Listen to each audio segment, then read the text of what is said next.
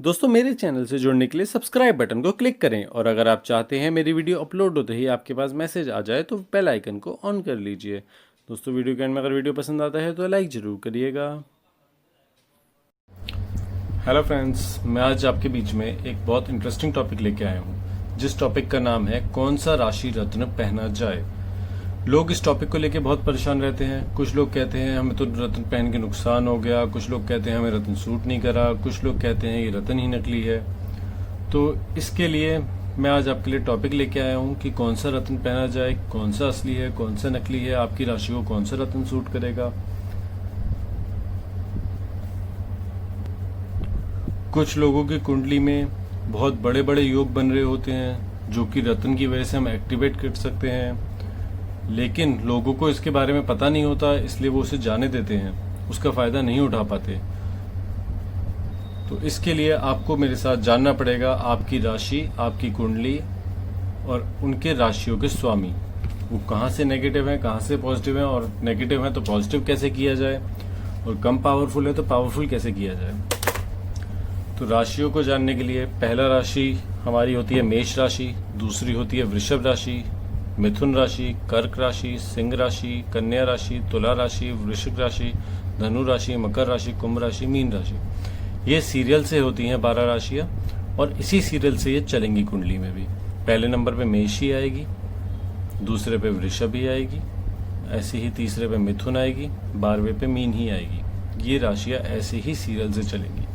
अब इनको समझने के लिए, आगे कुंडली समझने के लिए इनके स्वामी आपको समझने पड़ेंगे, जो कि हैं मंगल देव मेष राशि के स्वामी हैं, शुक्रदेव वृषभ राशि के स्वामी हैं, बुध देव मिथुन राशि के स्वामी हैं, चंद्रदेव कर्क राशि के स्वामी हैं, सूर्यदेव सिंह राशि के स्वामी हैं, बुधदेव कन्या राशि के स्वामी हैं, शुक्रदेव तुला राशि के भी स्वामी हैं और यहाँ वृषभ के भी स्वामी थे। ऐसे ही मंगलदेव वृश्चिक राशि के भी स्वामी हैं और मेष राशि के स्वामी थे। धनु के स्वामी हैं बृहस्पति देव, मकर के स्वामी हैं शनि देव, कुंभ के स्वामी भी शनि देव हैं और मीन के स्वामी बृहस्पति देव हैं, जिन्हें पहले धनु राशि भी मिली थी। ये इस प्रकार से हर राशि के स्वामी हैं। सिर्फ सूर्य और चंद्र को छोड़ के सब स्वामी के पास 2-2 राशियां हैं।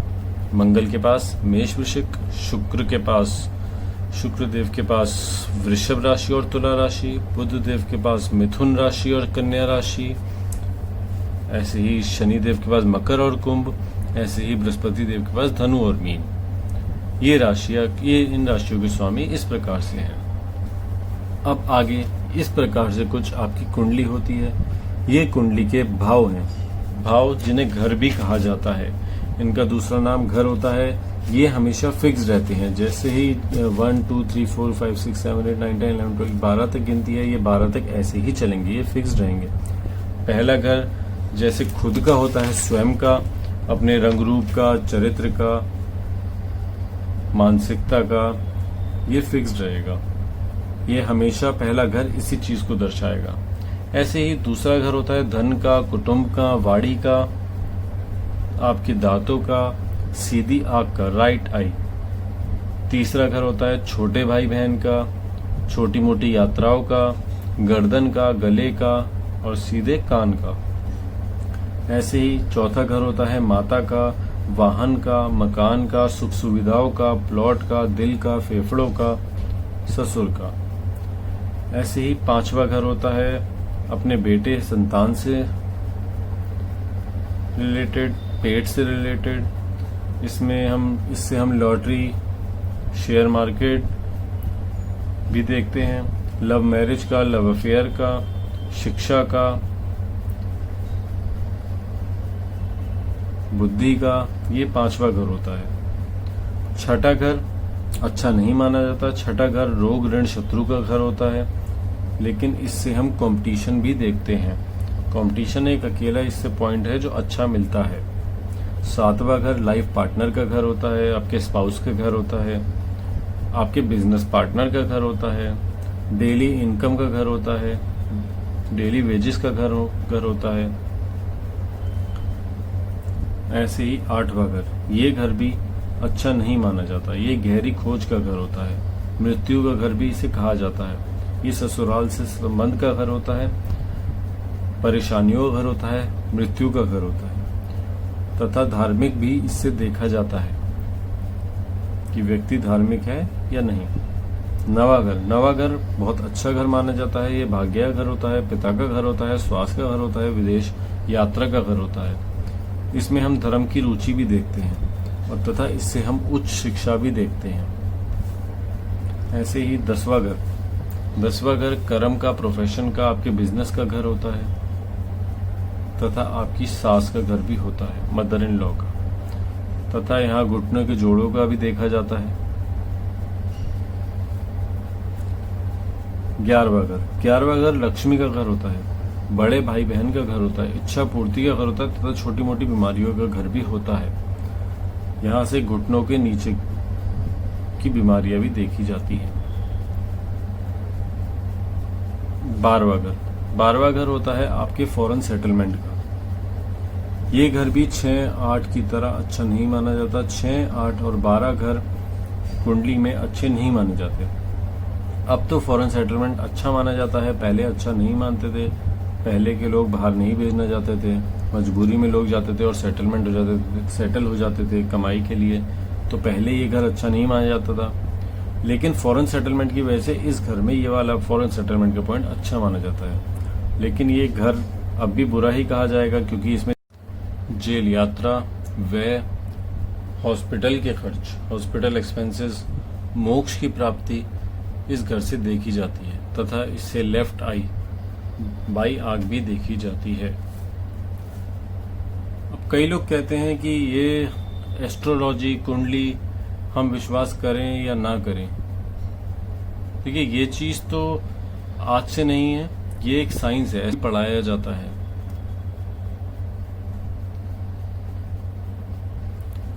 आज से नहीं चल रही है, बहुत पुरानी है। जब साइंस ने डिस्कवर भी नहीं किए थे प्लैनेट्स, तब से कुंडली बनाते हैं। कुंडली में क्या दिखाते हैं कि आप जब पैदा हुए उस टाइम, उस समय में जो प्लैनेट्स भ्रमण कर रहे थे, उनकी क्या पोजीशन है आपके पैदा होने के टाइम पे। जैसे कि अगर मंगलदेव यहाँ बैठे हैं तो इसका मतलब मंगलदेव जब आप पैदा हुए उस टाइम मंगलदेव अर्थ से इस पोजीशन में थे। तो ये आज से नहीं फॉलो किया जा रहा, ये बहुत पुरानी है। जो कुंडली का बनाने का चल रहा है, फॉलो कर रहे हैं, ये आज से नहीं कर रहे हैं, ये बहुत टाइम पहले से चल रहा है। इसलिए इसमें विश्वास करने वाला 100% पॉइंट है, और ये साइंस भी मानती है इसे कि इट्स नॉट फेक। आज के टाइम में जब बड़े बड़े गुरुजी बाहर फॉरेन में इंडिया से जाते हैं तो उनका भी ऑरा टेस्ट, ऑरा फोटो लिया जाता है। ऑरा फोटो से वो देखते हैं कि जो उनकी तरफ नेगेटिव, जो उनके आसपास वेव्स घूम रही हैं वो नेगेटिव तो नहीं है। ऐसे ऑरा फोटो की बहुत सारी आपको वेबसाइट्स भी मिल जाएंगी ऑनलाइन, बहुत सारे ऐप्स भी मिल जाएंगे जिससे ऑरा फोटो ले सकते हैं। तो ये ऑरा जो होता है, ऑरा कैसे चेंज होता है, आपके आसपास कलर्स कैसे चेंज होते हैं, ये भी सब प्लैनेट से होते हैं। और प्लैनेट्स को इफेक्ट कैसे होता है, प्लैनेट इफेक्ट्स होता है इन गुरु से। आपके गुरु कितने नेगेटिव पॉजिटिव हैं,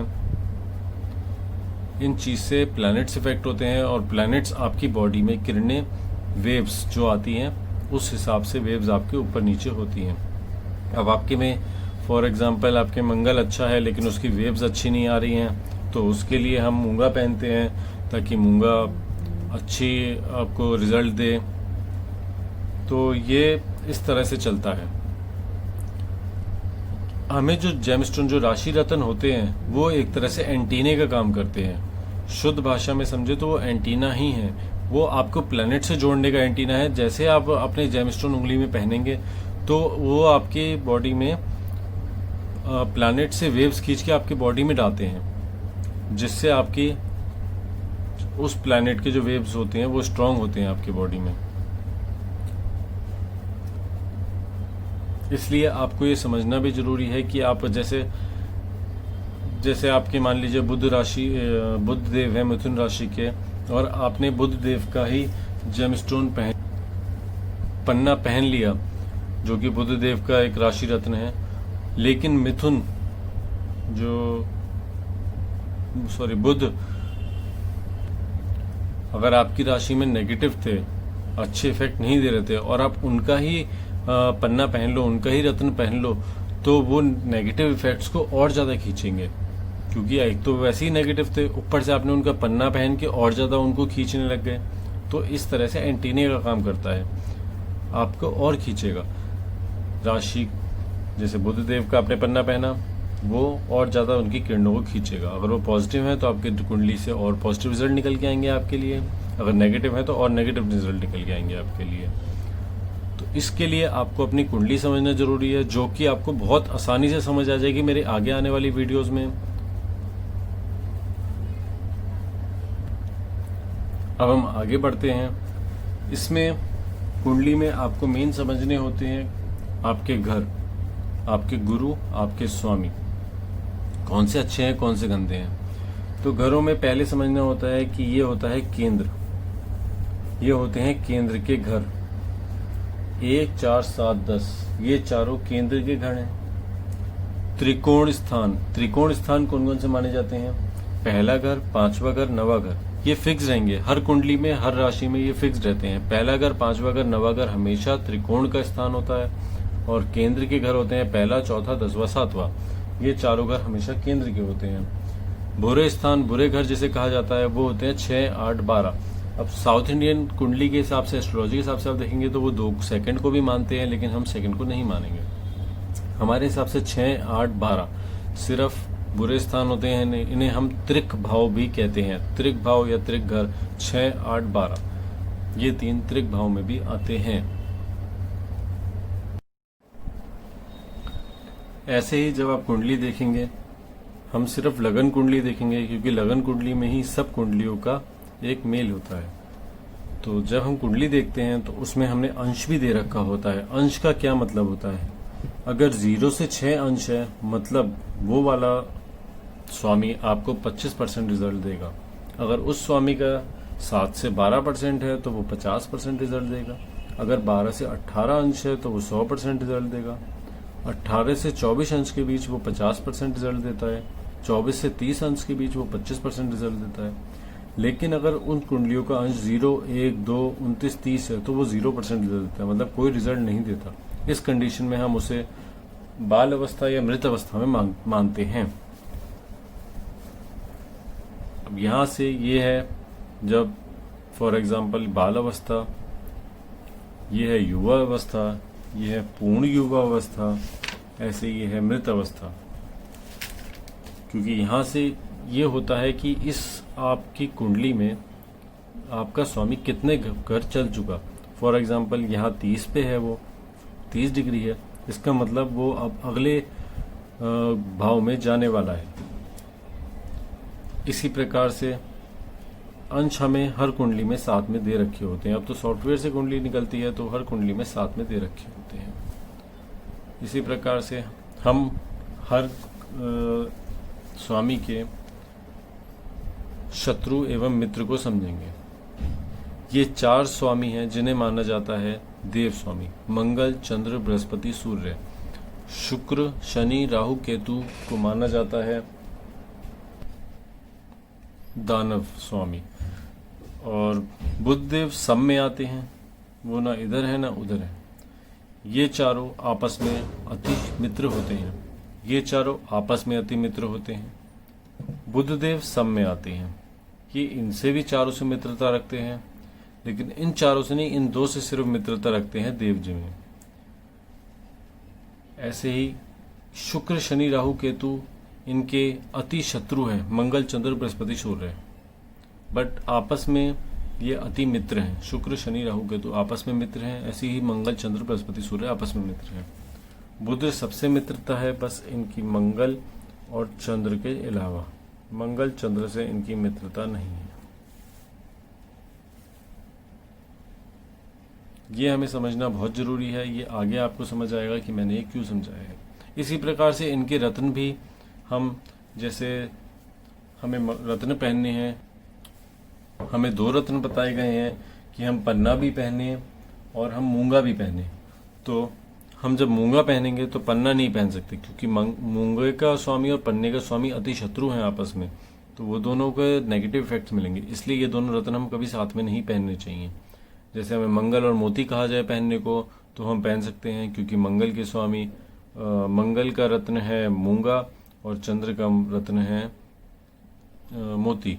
ये दोनों हम साथ में पहन सकते हैं, क्योंकि ये अति मित्र हैं। शत्रु का हम कभी भी रत्न साथ में नहीं पहनेंगे, क्योंकि वो हमेशा नेगेटिव इफेक्ट देंगे। दोनों के रत्न हमें नेगेटिव इफेक्ट देंगे, इसलिए हमें इस चीज़ का भी आगे ध्यान रखना है। बाकी मैं इसे और विस्तार में आगे आने वाली वीडियो में बताऊंगा। आप हर कुंडली, हर पार्ट को मेरे बहुत ध्यान से देखेंगे तो 100% आप समझ जाएंगे कि आपने कौन सा रत्न पहनना है, कौन सा नहीं पहनना, कौन सा आपको पॉजिटिव इफेक्ट देगा, कौन सा नेगेटिव इफेक्ट देगा। ये आने वाली वीडियो से आपको बिल्कुल क्लियर हो जाएगा। नेक्स्ट वीडियो आपके लिए बहुत ज़्यादा इंपॉर्टेंट है, वो ज़रूर देखिएगा। और मेरे चैनल को लाइक सब्सक्राइब ज़रूर कीजिएगा और शेयर भी कीजिएगा, क्योंकि ये ज्ञान जितना बांटेंगे उतना अच्छा है आपके लिए भी, औरों के लिए भी। एस्ट्रोलॉजी में भी कहा गया है इस ज्ञान को और बांटिए। नेक्स्ट वीडियो बहुत इंपॉर्टेंट होगी, उसमें मैं आपको उच्च के और नीच के दोनों के परिणाम बताऊंगा, दोनों देवताओं के घर बताऊंगा कि कब वह उच्च के होंगे, कब वह नीच के होंगे। तो नेक्स्ट वीडियो जरूर देखिएगा